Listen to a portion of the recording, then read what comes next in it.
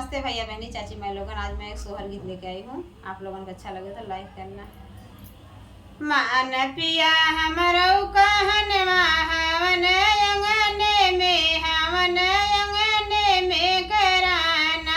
मान पिया हमरो कहनवा हवन अंगने में हवन अंगने में कराना। मथुरा के पंडित बनारस के पोथिया मथुरा के पंडित बनारस के पोथिया पाठ पढ़वाय हवन अंगने में हवन अंगने में कराना।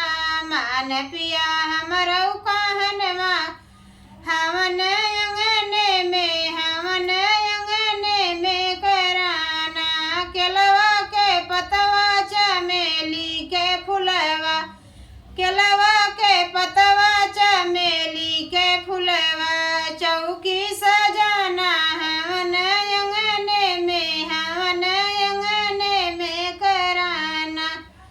मान पिया हमरो कहनवा हवन अंगने में हवन अंगने में कराना।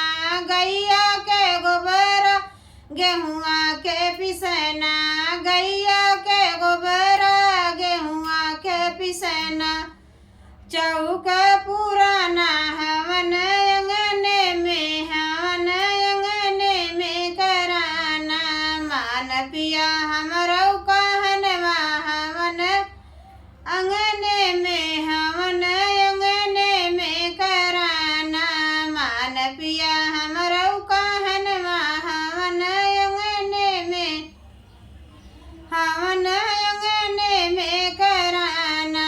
यमवा के लकड़ी गैया के घियना यमवा के लकड़ी गैया के घियना। गुड़वा से होम बनवाना हवन अंगने में हवन अंगने में कराना। मान पिया हमरो कहनवा हवन अंगने में हवन अंगने में कराना। गैया के दूधवा भैंसिया के दहिया गैया के दूधवा भैंसिया के दहिया गैया के दूधवा भैंसिया के दहिया। तुलसी से चना मृत बनवाना हवन अंगने में हवन अंगने में कराना।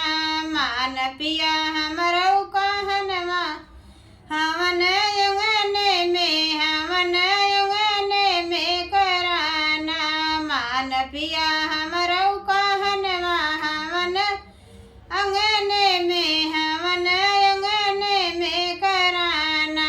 बेला के हरवा गुलाबे के फुलवा बेला के हरवा गुलाबे के फुलवा फलवा चुन चुन लिया हवन अंगने में हवन अंगने में कराना।